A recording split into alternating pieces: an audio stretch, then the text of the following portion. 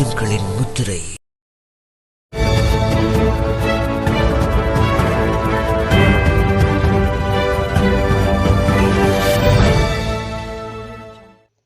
கத்தோலிக்கர்களும் முஸ்லிம்களும் முட்டாள்கள் அல்ல, அரின் பெர்னாண்டோ தெரிவிப்பு.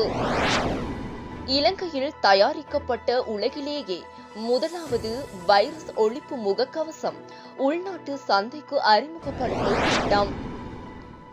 இலங்கை குறித்த ஜெனீவா தீர்மானம் வெளியானது 9 முக்கிய அம்சங்கள்.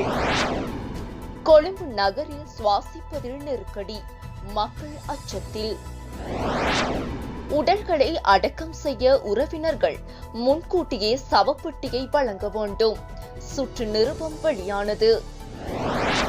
தாயின் தற்கொலை முயற்சி, 3 குழந்தைகள் மரணம்.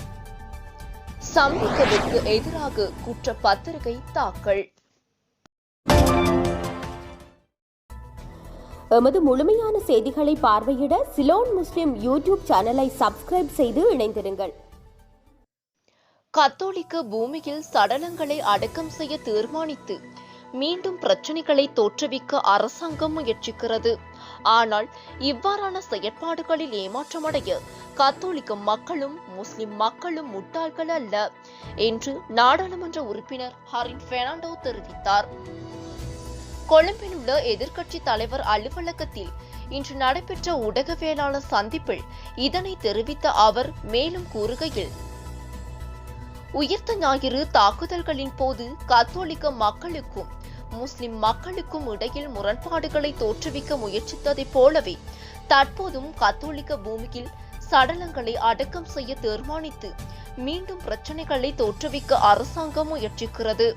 ஆனால் கத்தோலிக்க மக்களும் முஸ்லிம் மக்களும் அவ்வாறான முட்டாள்கள் அல்லர். 2013ஆம் ஆண்டிலிருந்து உயிர்த்த ஞாயிறு தாக்குதல்களை மேற்கொள்ளும் வரை சஹ்ரானை பாதுகாத்தது யார் என்ற தகவல்கள் ஜனாதிபதி விசாரணை ஆணைக்குழுவின் அறிக்கையில் வெளிப்படுத்தப்பட வேண்டும் என்பதே மக்களின் எதிர்பார்ப்பாகும். இந்த எதிர்பார்ப்புகள் நிறைவேற்றப்படாமை கவலைக்குரியதாகும். எனவே தற்போது சமர்ப்பிக்கப்பட்டுள்ள அறிக்கையால் திருப்தியடைய முடியாது. உயிர்த்த ஞாயிறு தாக்குதல்கள் தற்போதைய அரசாங்கத்தின் தேவைக்காகவே முன்னெடுக்கப்பட்டது என்று கூறப்படுகிறது. அவ்வாறு எதுவும் இல்லை என்று நிரூபிப்பதற்காவது அரசாங்கம் முயற்சிக்க வேண்டும். ஆனால் தாக்குதல்களால் பாதிக்கப்பட்டவர்களுக்கான நியாயத்தை இறைவனிடமே கேட்க வேண்டும் என்ற நிலை ஏற்பட்டுள்ளது. தாக்குதல்கள் இடம்பெற்ற போது அது குறித்த தகவல்களை அறிந்திருக்காதவன் என்ற வகையில் நான் வெட்கமடைகின்றேன். முன்னாள் பிரதமர் ரணில் விக்ரமசிங்கவும் இது தொடர்பில் அறிந்திருக்கவில்லை. ஆனால் தற்போது அது பிரச்சனை அல்ல என்றார். இலங்கை பேராதனை பல்கலைக்கழகத்தினூடாக வடிவமைக்கப்பட்டு உலகிலேயே முதலாவது வைரஸ் ஒழிப்பு முகக்கவசம் எதிர்வரும் 2 வாரங்களுக்குள் உள்நாட்டு சந்தைக்கு அறிமுகப்படுத்த உள்ளதாக அமைச்சர் பந்துல குணவர்தன தெரிவித்தார். இது தொடர்பாக அவர் மேலும் தெரிவிக்கையில், இந்த வைரஸை அழிக்கும் முகக்கவசத்தை சர்வதேச சந்தைக்கு அறிமுகப்படுத்துவதற்கு தூதுவர் ஆலயங்களூடாக கலந்துரையாடல்களை நடத்த தீர்மானித்துள்ளதாகவும் அவர் தெரிவித்தார். ஜெனீவாவில் நடைபெற்று வரும் ஐக்கிய நாடுகள் மனித உரிமைகள் பேரவையின் 46வது அமர்வில் இலங்கை குறித்த தீர்மானம் தாக்கல் செய்யப்பட்டுள்ள நிலையில் அதன் உள்ளடக்கங்கள் குறித்த தகவல்கள் வெளியாகியுள்ளன. இலங்கைக்கு ஆதரவாகவோ அல்லது எதிராகவோ எந்த ஒரு தீர்மானமும் முன்வைக்கப்படவில்லை என்றாலும் நாட்டில் மனித உரிமைகளை மேம்படுத்துவது குறித்த தீர்மானத்தில் கூடுதல் அவதானம் செலுத்தப்பட்டுள்ளது. பூஜ்ஜிய வரைவு என அழைக்கப்படும் இந்த தீர்மானத்திற்கு மார்ச் 11 வரை திருத்தங்களை முன்வைக்க முடியும் என்பதோடு இறுதி வரைவுக்கான வாக்கெடுப்பு மார்ச் 22ஆம் திகதி இடம்பெறவுள்ளது. பிப்ரவரி 19ஆம் திகதி ஐக்கிய நாடுகள் மனித உரிமைகள் பேரவையின் பதிவாளரிடம் ஒப்படைக்கப்பட்ட இந்த வரைவு இலங்கையில் நல்லிணக்கம், பொறுப்புக்கூறல் மற்றும் மனித உரிமைகளை ஊக்குவித்தல் என்ற தலைப்பில் அமைந்துள்ளது.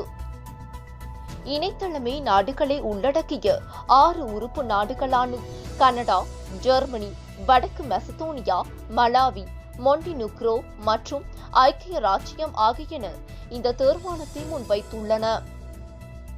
பூஜ்ஜிய வரைவு 15 அறிமுக பந்திகளையும் 16 செயற்படுத்தப்பட வேண்டிய விடயங்கள் குறித்த பந்திகளையும் கொண்டு அமைந்துள்ளது. இந்த தீர்மானத்தில் இலங்கை அரசாங்கத்திற்கும் ஐக்கிய நாடுகளின் மனித உரிமைகள் ஆணைக்குழுவிற்கும் சில அடிப்படை திட்டங்கள் முன்வைக்கப்பட்டுள்ளன. நீண்டகால அடையாளமாக காணப்படும் வழக்குகள் உட்பட மனித உரிமை மீறல்கள் மற்றும் சர்வதேச மனித உரிமை சட்டத்தின் கடுமையான மீறல்கள் தொடர்பான அனைத்து குற்றச்சாட்டுகளும் விரைவாகவும் முழுமையாகவும் பக்கசார்பற்ற முறையில் விசாரிக்கப்பட்டு தேவைப்பட்டால் வழக்கு தொடரப்படுவதை இலங்கை அரசு உறுதி செய்ய வேண்டும் என அறிக்கையில் கோரப்பட்டுள்ளது. தேசிய மனித உரிமைகள் ஆணைக்குழு காணாமல் போனோர் அலுவலகம் மற்றும் இழப்பீட்டு அலுவலகம் ஆகியவற்றின் சரியான மற்றும் சுயாதீனமான செயற்பாட்டை உறுதிப்படுத்த இலங்கை அரசை கேட்டுக்கொள்வதாகவும் அறிக்கையில் குறிப்பிடப்பட்டுள்ளது. மேலும் சிவில் சமூக ஆர்வலர்களை பாதுகாக்கவும் அவர்கள் மீதான எந்தவொரு தாக்குதலையும் விசாரணை செய்யவும் பாதுகாப்பின்மை மற்றும் பழிவாங்கல் ஆகியவற்றிலிருந்து விடுபட்டு சிவில் சமூகம் பாதுகாப்பான மற்றும் அதிகாரம் செலுத்தும் வகையில் செயற்படக்கூடிய சூழலை உறுதிப்படுத்த இலங்கை அரசை குறித்த தீர்மானம் வலியுறுத்துகிறது. பயங்கரவாத தடை சட்டத்தை மீளாய்வு செய்யவும் பயங்கரவாதத்திற்கு எதிராக இயற்றப்படும் எந்தவொரு சட்டமும் சர்வதேச மனித உரிமைகள் மற்றும் மனிதாபிமான சட்டத்திற்கு ஏற்ப இருப்பதை உறுதி செய்யவும் இலங்கை அரசிடம் கோரிக்கை விடுக்கப்பட்டுள்ளது. அனைத்து மத சமூகங்களும் தங்கள் மதத்தை பின்பற்றவும் சமூகத்திற்கு வெளிப்படையாகவும் சமமாகவும் பங்களிப்பினை வழங்க அனுமதிப்பதன் மூலமும் மத சுதந்திரத்தையும் பன்முகத்தன்மையையும் வளர்க்க இலங்கை அரசாங்கத்தை குறித்த தீர்மானம் வலியுறுத்தியுள்ளது. இந்த விடயமானது ஐக்கிய நாடுகள் சபையின் விசேட நடைமுறைகளை கட்டாயமாக வைத்திருப்பதற்கு தொடர்ந்து ஆதரவளிப்பதற்கும் இதுவரை நிறைவேற்றப்படாத மக்களின் கோரிக்கைகளுக்கு பதிலளிப்பதற்கும் இலங்கை அரசாங்கத்தை ஊக்குவிக்கும் என அறிக்கையில் சுட்டிக்காட்டப்பட்டுள்ளது. இலங்கை அரசாங்கத்துடன் எட்டப்பட்ட ஒப்பந்தத்திற்கு அமைய பரிந்துரைகளை செயற்படுத்த தேவையான ஆலோசனைகளையும் தொழில்நுட்ப உதவிகளையும் வழங்க உயர்ஸ்தானிகர் ஆலயம் மற்றும் சிறப்பு கட்டுப்பாட்டாளர்கள் இதன் மூலம் ஊக்குவிக்கப்படுவதாக அறிக்கையில் குறிப்பிடப்பட்டுள்ளது. நல்லிணக்கம் மற்றும் பொறுப்புக்கூறல் முன்னேற்றம் உள்ளிட்ட பொறுப்புணர்வை மேலும் மேம்படுத்துவதற்கான விருப்பங்களுடன் கூடிய விரிவான அறிக்கை சமர்ப்பிக்கப்படுவதோடு இலங்கையில் மனித உரிமை நிலைமை பற்றிய விசாரணையையும் அறிக்கையையும் மேலும் மேம்படுத்துவதற்கும் மனித உரிமைகள் பேரவையின் 49வது அமர்வுக்கு எழுத்து மூல புதுப்பிப்பை சமர்ப்பிப்பதற்கும் குறித்த தீர்மானத்தில் கோரிக்கை விடுக்கப்பட்டுள்ளது. மேலும் மனித உரிமைகள் பேரவையின் 51வது அமர்வில் விளக்க காட்சியை வழங்குமாறு உயர்ஸ்தானிகர் ஆலயத்தை கோரியுள்ளதோடு 2 அறிக்கைகளும் மெய்நிகர் உரையாடல்களில் விவாதிக்கப்பட வேண்டும் எனவும் இலங்கை குறித்த தீர்மானத்தில் மேலும் குறிப்பிடப்பட்டுள்ளது. கொழும்பில் ஆக்சிஜன் வாயுவின் அளவில் வீழ்ச்சி ஏற்பட்டுள்ளதாக சுற்றாடல் அமைச்சு தெரிவித்துள்ளது.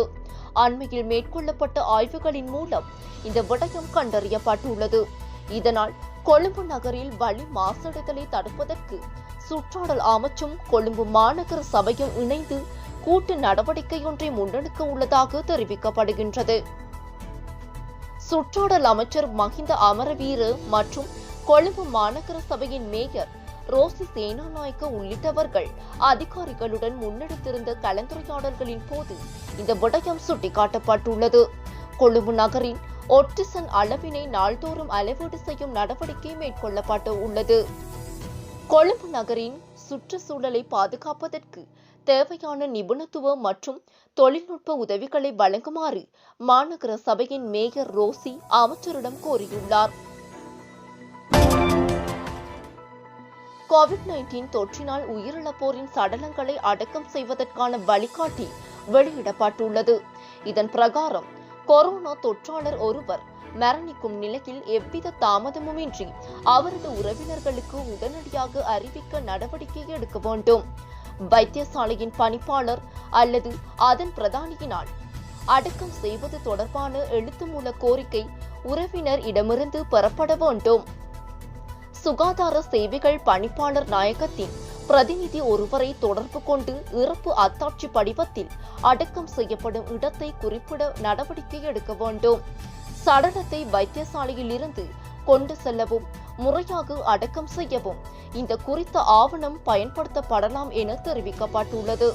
உறவினர்கள் முன்கூட்டியே ஒரு சவப்பட்டியை வழங்க வேண்டும்.